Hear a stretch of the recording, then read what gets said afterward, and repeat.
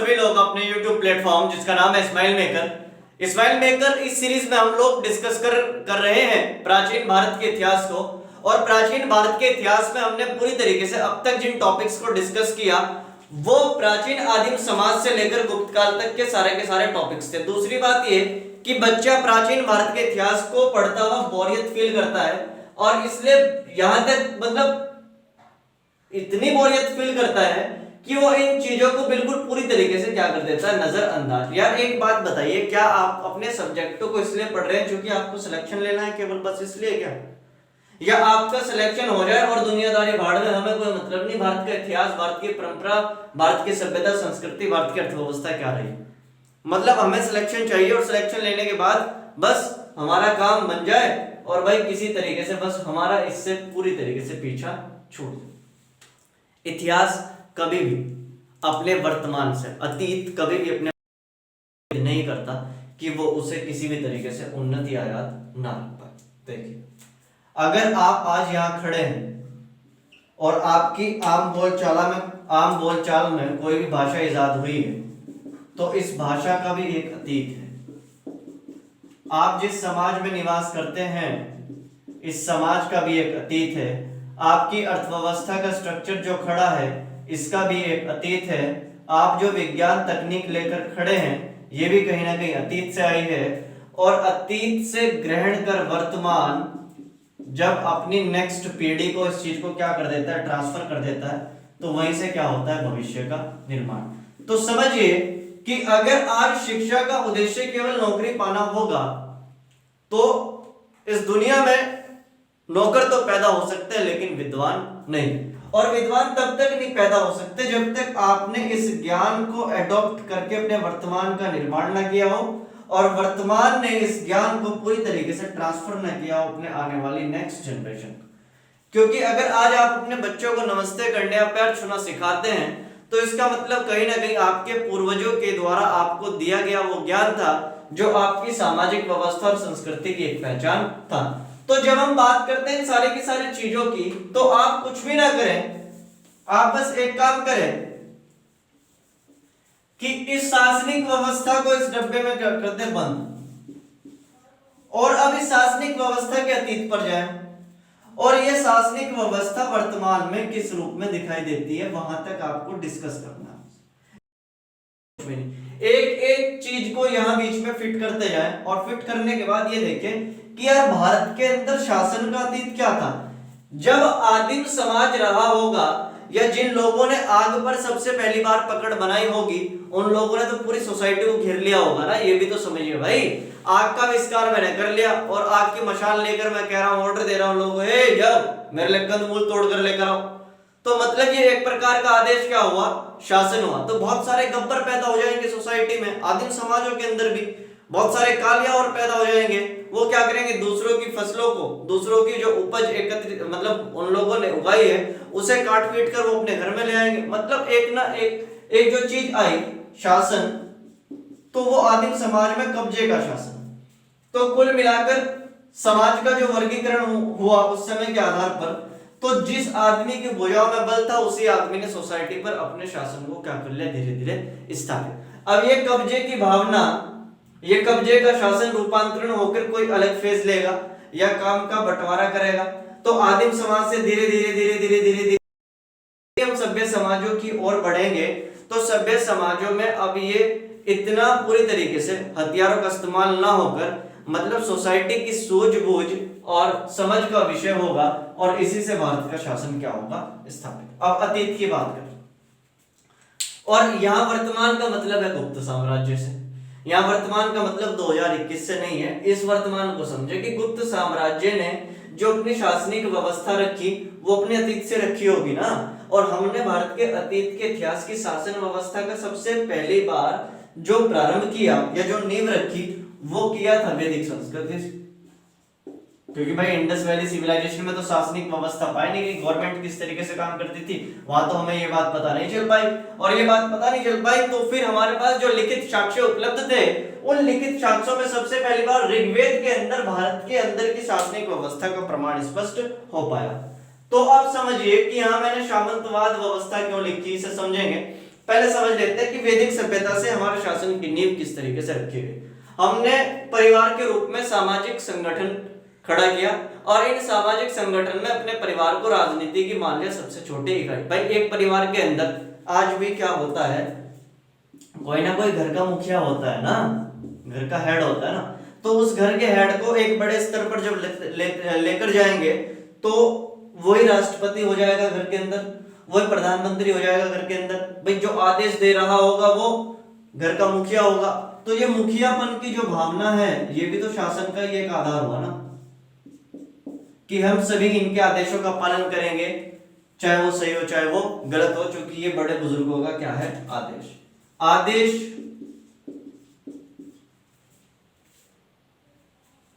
पालन, चीजों की पूर्ति, ये सब किस लिए कर रहे हैं, ताकि एक सभ्य परिवार का क्या हो सके, निर्माण हो सके।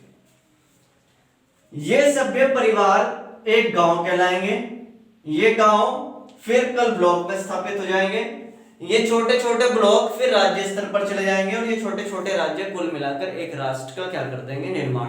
और ये छोटे छोटे राष्ट्र मिलकर एक दुनिया का क्या कर देंगे, निर्माण। तो मतलब पूरी तरीके से घर का जो शासन व्यवस्था है वो किसके हाथ में है वैदिक सभ्यता में, परिवार या कुल के हाथों। जब गुप्त साम्राज्य की शासनिक व्यवस्था की बात कर रहे हैं तो यहां तक मामला और ज्यादा जटिल हो गया, क्योंकि उस समय हम पूरी तरीके से क्या कर रहे हैं, चीजों को प्रारंभ में स्थापित कर रहे हैं। तो प्रारंभ में आपने कोई चीज स्थापित की और वो होते होते होते होते आज क्या हो गई, जटिल हो गई।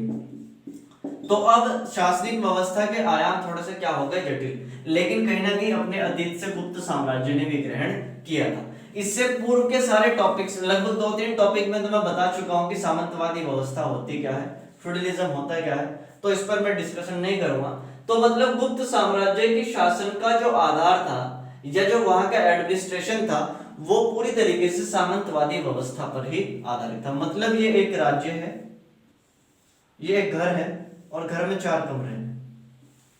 इन 4 कमरों में एक आदमी रहता है ए, एक आदमी रहता है बी, एक आदमी रहता है सी, एक आदमी रहता है डी, और इस घर का मुखिया है आदमी एक्स।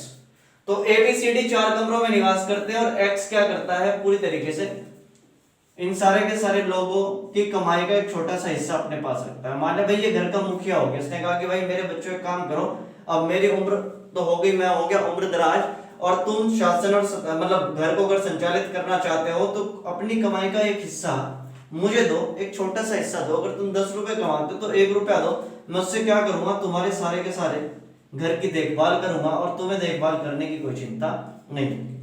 ये मान के इन्होंने कहा कि भाई ठीक है, हम तुम्हें 1 रुपया या 2 रुपया 3 रुपये जो भी आप मतलब तय करते हैं वो आपको दे देंगे।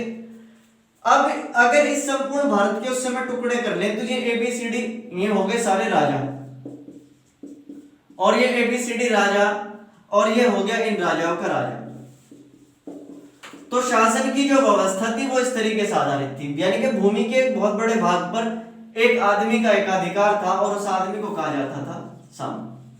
तो ये सारे सामंत क्या करते हैं, टैक्सेशन पॉलिसी को इस आदमी एक्स को देते हैं। ये एक्स क्या करता है कि इनके लिए सैनिक व्यवस्था करता है और सैनिक व्यवस्थाओं से इस घर का क्या करता है, पूरी तरीके से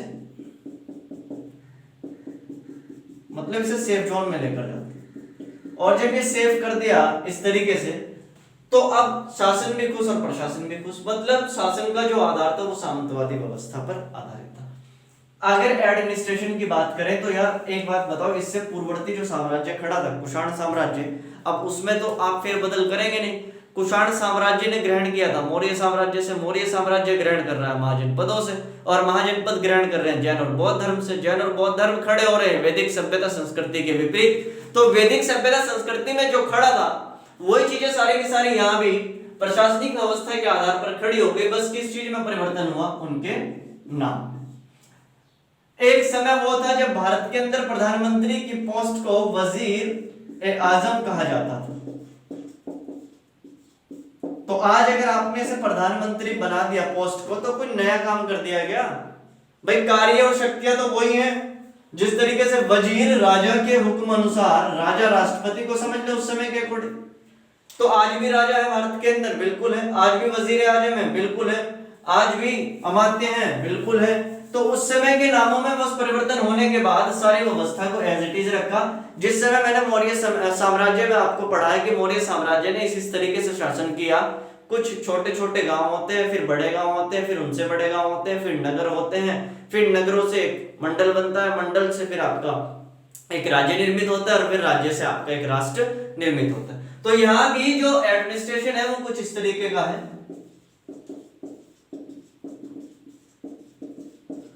भाई एडमिनिस्ट्रेशन कुछ इस तरीके का है कि शासन के आदेशों की पूर्ति करने वाला ही प्रशासन होता है। देखो, शासन आदेश निर्मित करने वाला होता है और प्रशासन उन आदेशों की क्या करता है, पूर्ति करता है। ये चीज बहुत ध्यान से समझ।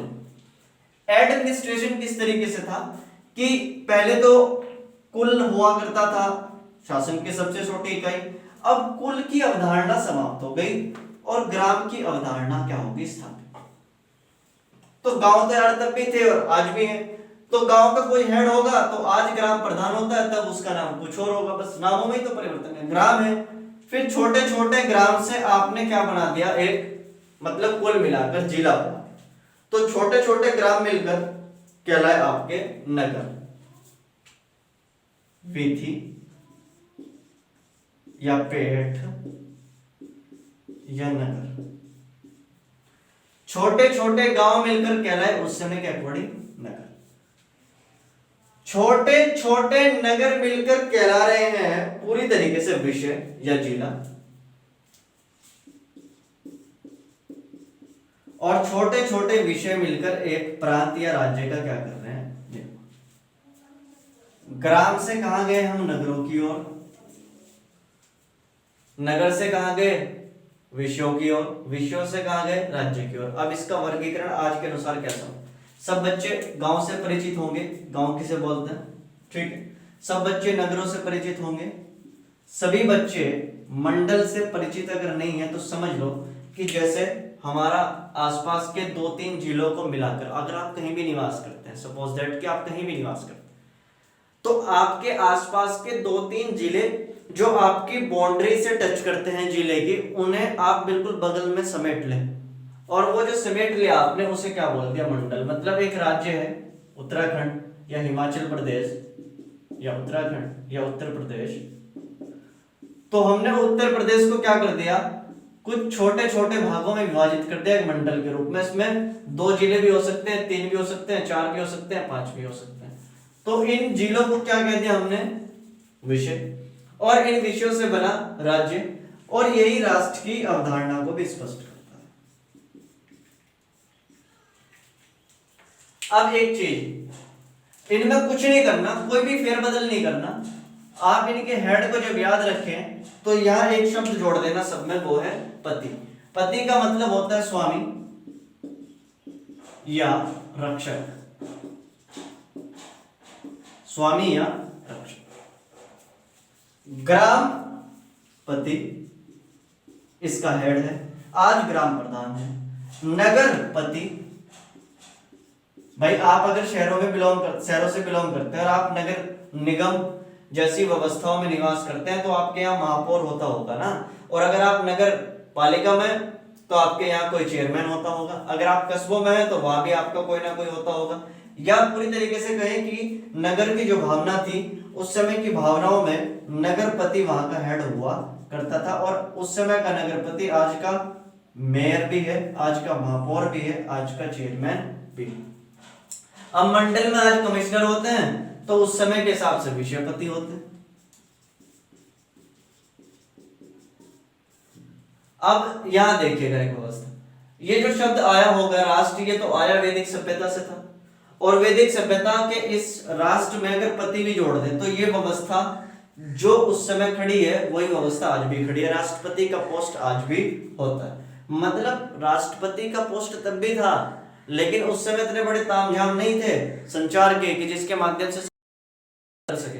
तो जो साहित्य जिस आदमी ने लिख दिया उस साहित्य को आधार बनाकर हमने चीजों को देख लिया कि यार उस तरीके से चीजों को मतलब प्रशासनिक व्यवस्था या शासनिक व्यवस्था को आधार बनाकर ऐसे रखा जाता है। तो सबसे पहले ग्राम, फिर नगर, फिर विषय, फिर राज्य। तो या इसे आप कह देंगे एक किस्म से आपका प्रांत पूरी तरीके से। तो ये प्रांत हो गया। लेकिन यहाँ राष्ट्रपति नहीं आएगा, यहाँ या तो गोप्ता होगा या भौतिक होगा। ठीक है, तो इस राज्य को अगर भोग भी कहेंगे तो भी कोई दिक्कत नहीं है। मतलब राज्य को भोग कहा जाता है, मंडल को विषय कहा जाता है, नगरों को नगर ही कहा जाता है, या वीथी या पेट छोटे छोटे ग्रामों की इकाई है ये नगर, और फिर ग्राम सबसे छोटी क्या हो जाती है हमारी इकाई। तो शासन खड़ा है सामंतवादी व्यवस्था पर और प्रशासन खड़ा है इस व्यवस्था पर, जिसे ग्राम, वीथी, पेट, नगर, विषय, राज्य के रूप में क्या करते हैं, क्या वर्गीकरण करते हैं इसके पूरी तरीके से समाज की। तो शासन डिस्कस हो गया और हमारा प्रशासन डिस्कस हो गया। अब बात करते हैं इसके समाज की। तो बात करते हैं इसके समाज की। भाई पहली बात तो ये, अगर किसी भी समाज को समझना हो ना, या किसी सोसाइटी को जब हम पूरी तरीके से समझ रहे हो, तो एक चीज की समानता आपको मिलेगी, या तो वो सोसाइटी पितृसत्तात्मक होगी, या इसे कहें इंग्लिश में फादर डोमिनेंट सोसाइटी, और या वो सोसाइटी होगी मदर डोमिनेंट सोसाइटी। अब यहाँ एक चीज है कि अगर हमारे वर्तमान घरों के अंदर आज पिता घर के हेड होते हैं, तो इसका कहीं ना कहीं सीधा सीधा हमारे अतीत से जुड़ा हुआ तार है। क्योंकि हमने सोसाइटी का वर्गीकरण मतलब महिलाओं को और पुरुषों को बिठाकर ये पहले एक मतलब ये समझिए कि एक पंचायत की गई और उस पंचायत में ये हुआ कि बताओ घर का हेड कौन होगा, तो महिलाओं ने घर का हेड होने की जिम्मेदारी सौंप दी किस पर, पुरुषों पर। कहीं ये हुआ कि पुरुषों ने घर के हेड होने की जिम्मेदारी सौंप दी किस पर, माताओं पर। तो जिस समाज के अंदर पुरुष प्रधान होता है घर का, समाज का, या नेतृत्वकर्ता वही होता है, तो वो सोसाइटी होती है फादर डोमिनेंट सोसाइटी। यहाँ अधिकांश फैसलों का हकदार पिता होता है, यहाँ अधिकांश फैसलों की हकदार माता। गुप्तकालीन समाज वैदिक सभ्यता संस्कृति पर खड़ा था, और वैदिक सभ्यता संस्कृति का जो समाज था वो मात्र सत्तात्मक था। तो मात्र सत्तात्मक समाज पूरी तरीके से अवधारणा समेटे हुए है गुप्त साम्राज्य के अंतर्गत। मैंने ये मात्र सत्तात्मक समाज, मात्र सत्तात्मक इसलिए लिखा क्योंकि आपको पता चल जाए कि इंडस वैली सिविलाइजेशन जो थी वो मदर डोमिनेंट सोसाइटी थी, और सोसाइटी का रूपांतरण हुआ किस ओर, फादर डोमिनेंट सोसाइटी। अब गुप्त काल तक आते आते महिलाएं देवी तो थी, लेकिन कहीं ना कहीं देवी का मतलब मेरा ये है कि हमने जब भारतीय सभ्यता संस्कृति का वर्गीकरण किया तो हमने यहाँ लक्ष्मी को पूजनीय बनाया, हमने यहाँ सरस्वती को पूजनीय बनाया, इसके साथ साथ और महिलाओं को पूजनीय बनाया, ताकि समाज में मतलब एक अवधारणा स्पष्ट हो सके कि हम देवी देवताओं में पुरुष और मात्र दोनों भाव को क्या कर रहे हैं, स्थापित। भाई सोसाइटी चाहे देवी देवताओं से संचालित होती हो, चाहे किसी भी माध्यम से होती हो, लेकिन कहीं ना कहीं यहाँ समाज इतना जटिल हो चुका था, पितृसत्तात्मक समाज इतनी हावी हो चुकी थी कि माता उस रूप में माताएं रह नहीं गई थी। मतलब वर्ण व्यवस्था और थोड़ी सी ज्यादा क्या हो गई, जटिल हो गई। दास और दासियों का, अभी तक तो दास समाज में पुरुष देखने को मिलते थे, तो यहाँ देवदासियां भी देखने को मिलती है। क्योंकि मंदिर निर्माण कला का जन्म यही हुआ था, तो मंदिरों के अंदर देवदासियों का भी क्या हो गया, पूरी तरीके से एक घर हो गया कि आप यही निवास करें। ठीक, वैश्याओं और गणिकाओं को अपना एक अलग स्थान प्राप्त था। पहली बार भानुगुप्त के अरण अभिलेख से सती होने के प्रमाण यही से प्राप्त हुए। देखिए ये दौर जो रहा, ये दौर साहित्य कला विज्ञान का तो उन्नत किस्म का दौर रहा ही है, लेकिन अगर यहाँ के समाज की बात करें तो यहाँ के समाज की गिरावटों को देखते हुए इस समाज को भारतीय इतिहास का ब्लैक फेस भी कहा जाता है। मतलब जिस औरत के पति के मरने पर उस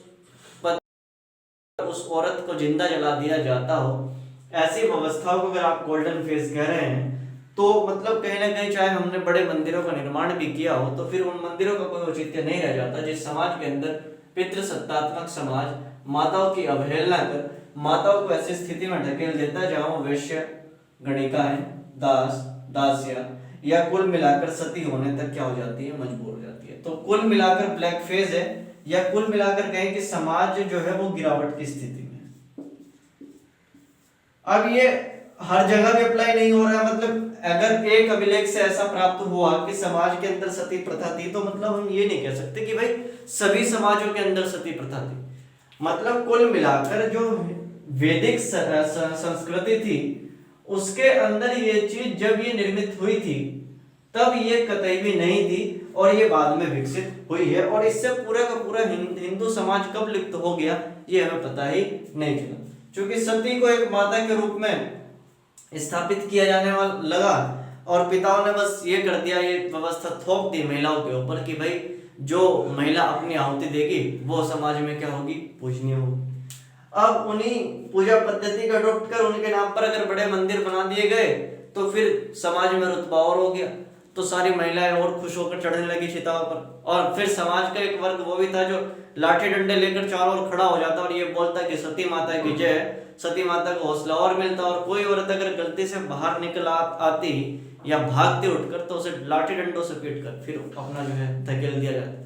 तो अगर इस तरीके की व्यवस्था है उस समाज में है, जब आर्यभट्ट पैदा हुआ, जब तकनीक और कला इतनी उन्नत किस्म की है कि उस समय के मंदिरों को उकेर पाना आज भी असंभव है, तो कहीं ना कहीं ये भारतीय सभ्यता, संस्कृति और समाज पर एक बदनुमा दाग भी है कि जहां हम एक और तो अपने देवी देवताओं में स्थापित करते हैं माताओं को, मतलब प्रमुखता के तौर पर या उनकी प्रमुखता को आत्मसात करते हैं, तो वहीं दूसरी ओर उन माताओं के साथ जो स्थितियां हैं वो कुछ इस तरीके की हैं कि वर्ण व्यवस्था पर आधारित समाज है, दास और दासियां स्थापित हो चुकी हैं, वैश्य और गणिका स्थापित हो चुकी हैं, सती प्रथा से पूरी तरीके से क्या हो गई, सारी की सारी व्यवस्थाओं में गिरावट आती चली गई। तो मतलब कुल मिलाकर जो समाज था वो पितृसत्तात्मक था और समाज कुछ इस तरीके से क्या था, आपका वर्गीकृत। अब सीधे सीधे तौर पर बात करते हैं, यहाँ टाइम वेस्ट नहीं करते, एक सवाल आपको मिल जाएगा कि सबसे पहली बार सती होने का प्रमाण कहाँ मिला, तो आपका आंसर होगा गुप्त साम्राज्य। किस अभिलेख पर मिला, एरन अभिलेख पर। किसका अभिलेख था, भानुगुप्त। तो एरन अभिलेख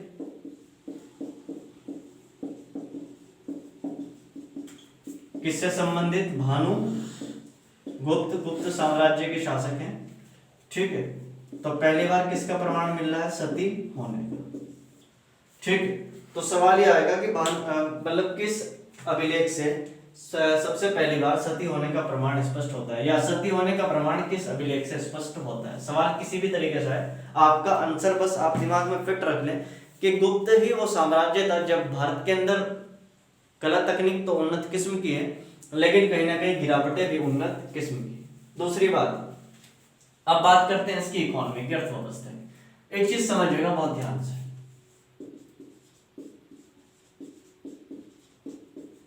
हमने टॉपिक डिस्कस किया शासन सामंतवादी व्यवस्था पर आधारित, प्रशासन छोटे छोटे ग्राम पर आधारित और छोटे छोटे ग्राम से लेकर राष्ट्र तक चला गया।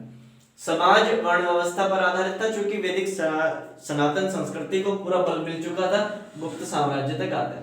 लेकिन जो सनातन संस्कृति, जो वैदिक संस्कृति अपने प्रारंभ में बहुत सारी पवित्रताओं को सजोए हुए थी, अब वो पवित्रताएं गुप्त साम्राज्य तक आते आते रह नहीं गई थी और शासक वर्ग ने अपनी इच्छा अनुसार बस चीजों का क्या कर दिया था, रूपांतरण कर दिया था।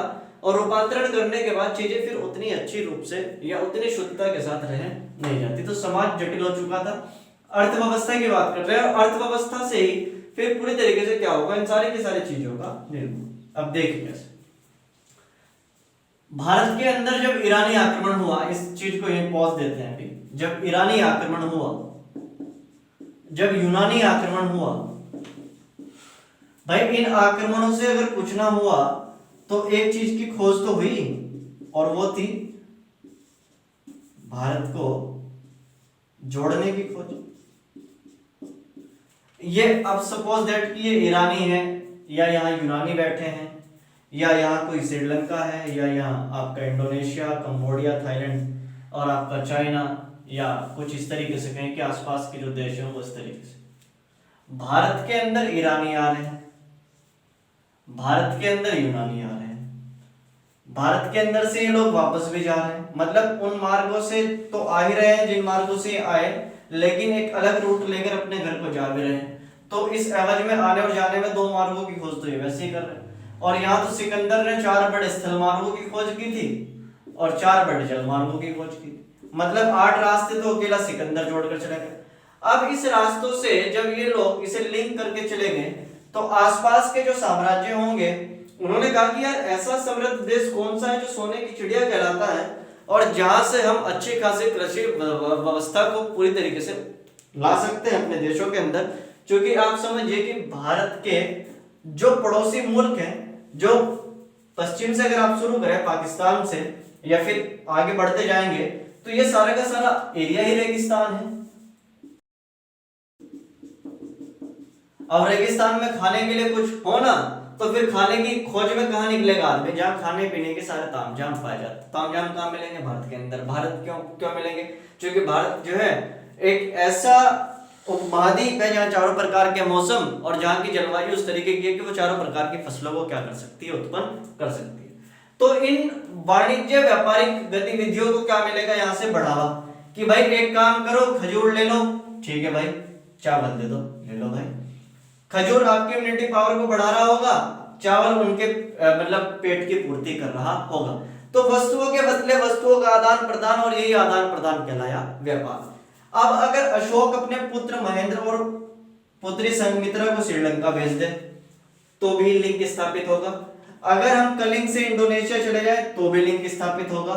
या कहें कि पूर्व के देशों में अपनी पैठ बना ले, तो ये छोटे छोटे लिंक स्थापित होते होते होते होते इस तरीके से भारत क्या बना? एक केंद्र बिंदु बनता चला गया। और गुप्त साम्राज्य तक आते आते आप कहेंगे कुल मिलाकर ये आसपास के सारे साम्राज्य लिंक हो गए और भारत के अंदर का एक व्यापारिक केंद्र बनता चला गया। तो यूनान चूंकि अपनी लोकेशन के हिसाब से यूरोप को भी जोड़ता है, और इससे पूर्व का साम्राज्य था कुषाण साम्राज्य। कुषाणों ने जो व्यापार किया था वो कैस्पियन सागर की अगर लोकेशन यहाँ ले और भारत की लोकेशन यहाँ ले तो ये बिल्कुल अब यूरोप हो जाता है। तो मतलब कहीं ना कहीं यूरोप और मसाला व्यापार को भी भारत के अंदर से क्या मिलने लगा था? बल मिलने लगा।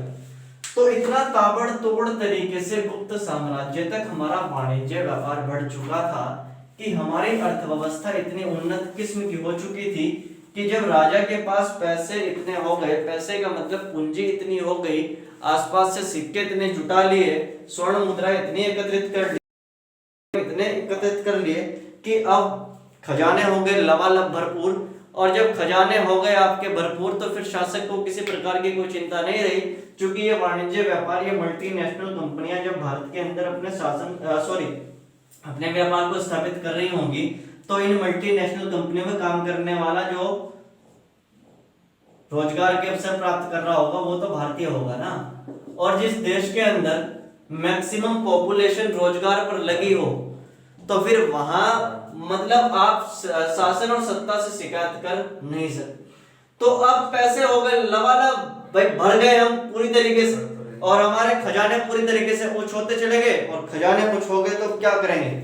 मंदिरों का निर्माण। तो मंदिर निर्माण कला का जन्म या हमारी संस्कृति और सभ्यता को जो बल मिला वो किससे मिला?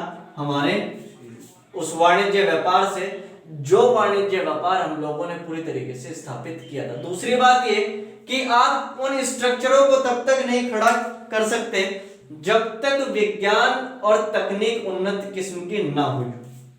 समझिए कि कृषि पर आधारित अर्थव्यवस्था है। अगर मैं अर्थव्यवस्था की बात करूं तो कृषि पर आधारित अर्थव्यवस्था है, और इसी वाणिज्य व्यापार से पूरी तरीके से क्या मिलने लगा था? बल मिलने लगा था।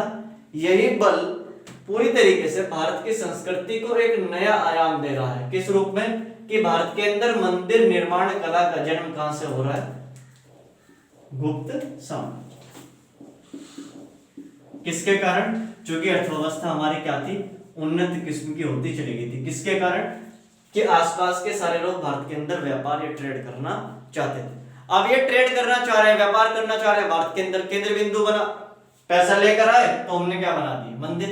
लेकिन इन मंदिरों में भाई मस्तिष्क की आवश्यकता होगी ना, और मस्तिष्क तब तक काम न करे जब तक हम चेतन अवस्था को प्राप्त ना हुए, या हमारी चेतना जागृत ना हुई हो। चेतना तब तक न जागृत हो जब तक हम सच में जागृत ना हो। अब जागृत होने का मतलब ये तो है नहीं कि भाई हमारी आंखें खुली हैं और हम पूरी तरीके से, मतलब जागृत होने का यहाँ ठीक ठीक मतलब ऐसा ही है कि जैसे ज्ञान की प्राप्ति करना। तो जो वैदिक सनातन सभ्यता संस्कृति हमारी उठ खड़ी हुई थी इंडस वैली सिविलाइजेशन के बाद, वो एक बार पुनः सो गई थी, और जब वो पुनर्जागृत हुई जब लोगों के अंदर चेतना आई, इसी चेतना ने इन मंदिरों का क्या किया, निर्माण। तो हम जब अपनी संस्कृति की बात करेंगे तो भारत के अंदर अगर मंदिर सबसे पहली बार कहीं स्थापित हुए हैं तो वो कहाँ हुए हैं, गुप्त साम्राज्य के अंदर। गुप्त साम्राज्य से पहले अभी तक हमने किसी मंदिर, मस्जिद, गुरुद्वारा, चर्च की बात नहीं की है। मंदिर निर्माण कला का जन्म ही कहाँ हुआ है, गुप्त साम्राज्य के अंतर्गत। और कुछ बड़े मंदिरों को पूरी तरीके से भारत के अंदर उस समय बनाया भी गया। तो कुल मिलाकर जो मंदिर निर्माण कला है और जो आज के मंदिरों का स्ट्रक्चर खड़ा है, खासकर उत्तर भारत की जो शैलियां हैं कि एक चबूतरा होता है, चबूतरे पर 4 पिलर होते हैं, पिलर पर एक छत होती है, छत के ऊपर 3 मूर्तियां होती हैं, वो आयाम ही आया था कहां से, गुप्त साम्राज्य से। और ये मंदिर निर्माण कला भी कहां से, गुप्त साम्राज्य से। कब, जब चेतना आई, समाज पुनर्जागृत हुआ, और पुनर्जागृत होने के बाद विज्ञान, तकनीक, कला, साहित्य में हमने इतना लिखा कि हमारे पास मतलब गुप्त साम्राज्य को लेकर भरमार थी चीजों। तो यहाँ का विज्ञान उन्नत किस्म का है, यहाँ की तकनीक उन्नत किस्म की है, यहाँ की कला उन्नत किस्म की है। ये सब कब विकसित हो रही है, जब हम सांस्कृतिक रूप से पुनर्जागृत हो रहे हैं। और पुनर्जागृत होने से इस काल को हिंदू पुनर्जागरण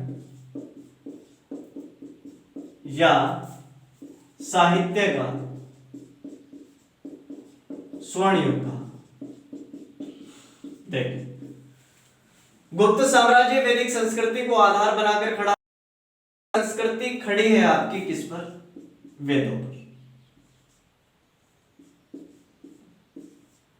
वेद लिखे गए किस भाषा में, संस्कृत। और समाज अगर पुनर्जागृत हो रहा है तो आधार किसे बनाया गया होगा, वेदों को। वेदों का मतलब ही होता है टू नो, मैं स्वयं को जानो, और स्वयं के जानने के बाद आप फिर मतलब पूरी दुनिया को अपने कब्जे में कर सकते हैं, ऐसा वेदों में कहा। अगर स्वयं को जान लिया, और किस भाषा में, संस्कृत में, तो जाहिर सी बात है कि जो साहित्य उत्पन्न होंगे वो संस्कृत भाषा का भरमार होगा। तो आप इसे संस्कृत साहित्य का स्वर्ण युग भी कह सकते हैं, क्योंकि इससे पूर्ववर्ती सभी शासकों ने, भाई चाहे वो देखो, एक बात समझिएगा, गुप्त साम्राज्य से पहले खड़ा है कुषाण। मैं बार बार आपको इसलिए याद दिला रहा हूं क्योंकि एक सीरीज बनी, और उस साम्राज्य के अंतर्गत आम जन की भाषा पाली और प्राकृत को बढ़ावा मिला, ठीक है। उससे पहले खड़ा है मौर्य साम्राज्य, तो मौर्य साम्राज्य में पाली और प्राकृत को बढ़ावा मिला। उससे पहले मगध साम्राज्य, तो वहां भी पाली प्राकृत जैसी भाषाओं को क्या मिल रहा है, बढ़ावा मिल रहा है। मतलब कुल मिलाकर वैदिक संस्कृति के बाद अभी तक जो संस्कृत थी एक भाषा के रूप में, उसका विलोपन हो चुका था, और वो इलीट क्लास तक अब न रहकर आम लोगों की पकड़ में आ गई। तो जो बुद्धिजीवी वर्ग था आम लोगों में, उसके जो द्वारा जो साहित्य लिखे गए, वो साहित्य उस समय के सबसे ज्यादा उन्नत किस्म के साहित्य माने जाते हैं। कालिदास इसी दौर में पैदा हो रहे हैं, भास इसी दौर में पैदा हो रहे हैं, तो शूद्रक भी इसी दौर में पैदा हो रहे हैं, वात्स्यायन इसी दौर में अपने महाकाव्यों की रचना को और ज्यादा प्रगाढ़ कर रहे हैं। तो कुल मिलाकर ऐसे बड़े बड़े साहित्यकार और रचनाकार पैदा हुए जिन्होंने संस्कृत को उकेर कर रख दिया, और उन उकेरी गई भाषाओं में रामायण और महाभारत की ऐसी रचना की गई कि आज भी ऐसे साहित्य को लिखना मुश्किल हो जाता है, खासकर हम लोग। साहित्य का तो स्वर्ण युग था ही, साथ ही साथ कला तकनीक का भी स्वर्ण युग था। लेकिन अगर यहाँ की वैज्ञानिक वादिता की बात करें, सबसे अंतिम टॉपिक है, चूंकि पहले विज्ञान पढ़ाना था उसके बाद साहित्य, तो हमने साहित्य पढ़ लिया तो विज्ञान पढ़ लेते, कोई दिक्कत नहीं। अगर बात करें यहाँ के विज्ञान की, भाई विज्ञान का अर्थ होता है विशेष या विशिष्ट ज्ञान, और विज्ञान उत्पन्न हुआ है ज्ञान से, और ज्ञान उनके अकॉर्डिंग उत्पन्न हुआ है वेदों से, और वेदों का मतलब है टू नो। यार एक बात बताओ, गौतम बुद्ध भी तो स्वयं को जान रहे हैं ना, महावीर स्वामी भी तो स्वयं को जान रहे हैं ना, और वो सारे क्या कह रहे हैं, ज्ञानी। उनके द्वारा जो चीजें फिलोसफीज दी गई वो वैज्ञानिक पद्धति पर आधारित थी, मतलब कहीं ना कहीं रियलिटी से उनका कहीं ना कहीं वास्तविकता से बहुत ज्यादा गहन संबंध था, और वास्तविकता से गहन संबंध ही किसी चीज को क्या कहलाता है, विज्ञान। अब आपके पास 1 से लेकर 9 तक तो सारी संख्याएं हैं, लेकिन जीरो का फिर आविष्कार इसी दौर में हो रहा है, आर्यभट्ट के दौर।